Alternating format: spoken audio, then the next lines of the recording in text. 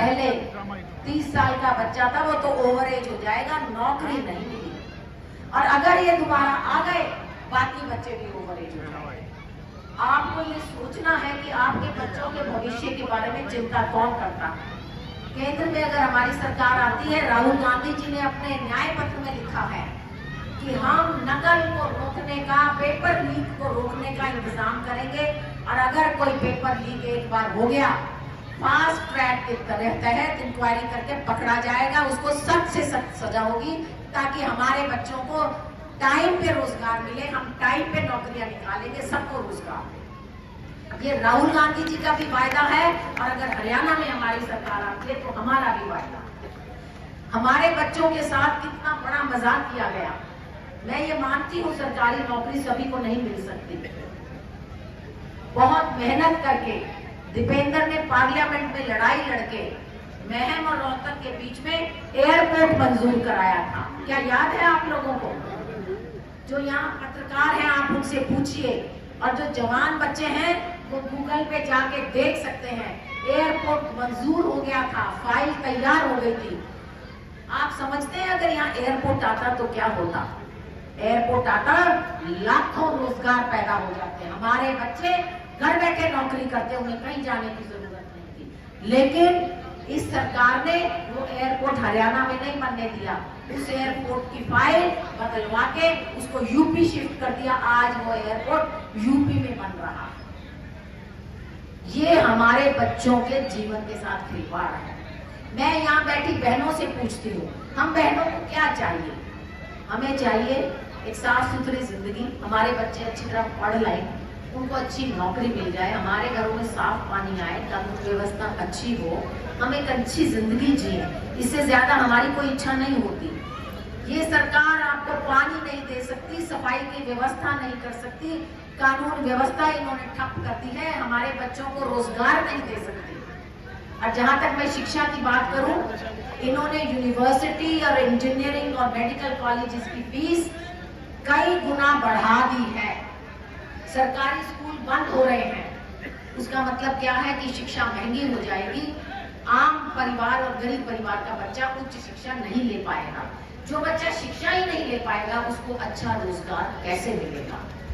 Congress party का राहुल गांधी जी के न्याय पत्र में ये वायदा है कि जो जवान बच्चे 12वीं कर लेंगे या बीए कर लेंगे, उन्हें कोई भी अप्रेंटिसशिप, बच्चे समझते हैं, कोई भी अप्रेंटिसशिप या ट्रेनिंग करनी है, 1 साल के लिए वो अप्रेंटिसशिप कर सकते हैं, ट्रेनिंग कर सकते हैं, जिसमें कोई कोचिंग फीस नहीं लगेगी। बिना फीस के करेंगे, और उस 1 साल में उन बच्चों को 1 लाख रुपया स्कॉलरशिप, महीने के 8,500 रुपए दिए जाएंगे, ताकि जब वो बच्चा ट्रेनिंग कर रहा हो तो उसके घर का खर्चा भी आराम से चल सके। ये नहीं, इसके साथ बहुत योजनाएं हैं।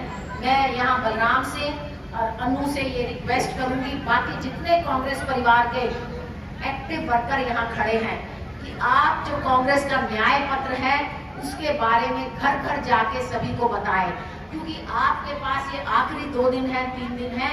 हर पार्टी के आदमी आएंगे, आपको झूठ भी बोलेंगे, बरगलाएंगे, बहकाएंगे। किसी के बहकावे में मत आइएगा। जहाँ बैठी हर महिला अपने बच्चे के भविष्य के लिए सोचे, अपने जवान लड़के के भविष्य के लिए सोचे, सोच समझ के वोट देना, किसी के बहकावे में मत आना। महिलाओं के लिए एक छोटी सी खुशखबरी और है, गैस का सिलेंडर 500 रुपए में मिलेगा। टीवी पे आप क्या कहते थे? टीवी पे आपने 2014 में सुनना शुरू किया था। 2014 में बयान आया था हमारे आदरणीय मान के योग्य प्रधानमंत्री जी का, कि गैस का सिलेंडर कांग्रेस सरकार ने महंगा कर दिया, हम इसको सस्ता करके 300 रुपए का कर देंगे। तो भैया आज गैस का सिलेंडर कितने रुपए में मिल रहा है? बहनों को तो पता होगा सिलेंडर कितने में भरवाते हैं। उन्होंने तो नहीं किया, 10 साल हो गए, कांग्रेस इसको 500 रुपए में करे। ये कांग्रेस का वायदा है। एक और आजकल टीवी पे आप सुनते होंगे, मोदी की गारंटी, सुनते हैं ना? तो मैंने कुछ बीजेपी वालों से पूछा, जी बड़ी अच्छी बात है, गारंटी दे रहे हैं, पर किस चीज की गारंटी है? बोले ये तो हमें नहीं पता। उनकी गारंटी की गारंटी है, पर किस चीज की गारंटी है ये किसी को नहीं पता। तो आपके पास जब वो लोग आए उनसे एक बार पूछ लेना किस चीज की गारंटी है। किसी के बहकावे में नहीं आए, किसी के बहलावे में नहीं आए। आखिरी 3 दिन इलेक्शन के बहुत एक तरह से देखा जाए तो पूरे पिछले 2-3 महीने की मेहनत और आखिरी 3 दिन की मेहनत बराबर होती है। मैं सभी से यही निवेदन करूंगी कि आज यहाँ आप लोग इतनी गर्मी में आए, इतनी देर बैठे रहे, तो ये तो पता है ये सारा कांग्रेस का परिवार है। ये कांग्रेस को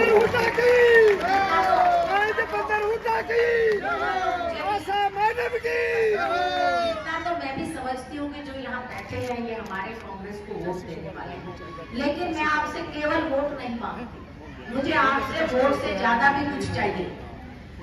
पिछले 10 साल से हम जब टीवी चैनल ऑन करते हैं, कोई भी खबर का चैनल लगा लो, आपको किसकी खबरें दिखती हैं?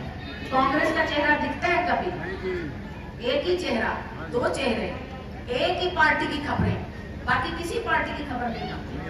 तो भाई आप अगले 3 दिन टीवी देखना छोड़ दो, अपने टीवी सीरियल देखो, पिक्चर देख लो, गाने गुने सुन लो, टीवी मत देखो, क्योंकि इसमें झूठ के सिवाय कुछ भी नहीं दिखाई देगा। और एक और बात कहूंगी, मुझे किसी ने कहा कि जी उनका प्रचार तो टीवी पे होता है, टीवी पे कांग्रेस की खबरें नहीं दिखाई जाती, आप इनका मुकाबला कैसे करोगे? तो एक बात आपको बताती हूँ, जब ये देश आजादी की लड़ाई लड़ रहा था, और उस समय जो आज बीजेपी वाले कहते हैं हम देशभक्त हैं, ये उस आजादी की लड़ाई में अंग्रेजों के खिलाफ नहीं लड़े थे, इन्होंने अंग्रेजों का साथ दिया था। लेकिन जब कांग्रेस पार्टी देश की आजादी की लड़ाई लड़ रही थी, ना टीवी थे, ना रेडियो थे, ना अखबार थे। लेकिन अगर गांधी जी, सरदार पटेल या पंडित नेहरू किसी भी शहर में खड़े होकर ये कहते थे कि ये आंदोलन हम शुरू करेंगे, तो 15 दिन के अंदर अंदर सारे हिंदुस्तान में वो आंदोलन हो जाता था, बिना टीवी की खबरों के, बिना रेडियो के। कैसे होता था कि हमारे जो कांग्रेसी थे वो घर घर जाके बात करते थे। तो आज वही समय है जब टीवी हमारी खबरें नहीं चला रहा, भाई आप हमारे टीवी चैनल बन जाओ, आप हमारे लिए रेडियो बन जाओ, आप हमारे लिए सोशल मीडिया के चैनल बन जाओ, और आज से लेके अगले 2-3 दिन आप घर घर जाके प्रचार करो। आपकी वोट से काम नहीं चलेगा। यहाँ बैठे हर व्यक्ति को कई वोट जोड़नी पड़ेंगी। कोई परिवार, कोई जना हमसे नाराज है, कोई भाई नाराज है, कोई बहन नाराज है, उसकी नाराजगी पूछो, उसको समझाओ और मना लो। कोई किसी के झूठे बहकावे में आया है, उसको सच्चाई बताओ कि झूठ का विश्वास नहीं करते। एक और बात बहुत प्रचार करते हैं, कहते हैं ये मजबूत सरकार है। इस मजबूत सरकार ने देश को मजबूत किया है। मजबूती का उदाहरण मैं आपको देती हूँ। इंदिरा जी ने पाकिस्तान के 2 हिस्से कर दिए थे, हमारी हिंदुस्तान की सेना और इंदिरा गांधी जी, इतनी मजबूत सरकार थी। आज की सरकार क्या मजबूत है उनके सामने? तो किसी के झूठे बहकावे में मत आइए, सबको ये बातें बताइए। 1 से 2, 2 से 10 और 10 से 100 वोट बनती है। मैं यहाँ आए हुए सभी बुजुर्गों का दीपेंद्र के लिए आशीर्वाद मांगती हूँ, सारी बहनों का दीपेंद्र के लिए आशीर्वाद मांगती हूँ। जितने नौजवान खड़े हैं उनसे मैं सहयोग की अपील करती हूँ कि कंधे के साथ कंधा मिलाकर अपने भाई को जीत दिलाओ, ताकि हम बहुत जल्दी हरियाणा में भी परिवर्तन करके कांग्रेस की सरकार लाएं। केंद्र में राहुल जी की सरकार आए और हरियाणा में हमारी सरकार आए, जो आपकी सभी समस्याओं का समाधान करेगी। आप इतनी देर से बैठे, आपने मेरी बातें इतनी ध्यान से सुनी, उसके लिए बहुत बहुत धन्यवाद। अब आप मेरे साथ 2-3 नारे लगाएंगे। एक बात मैं कहना भूल गई, मैं दोबारा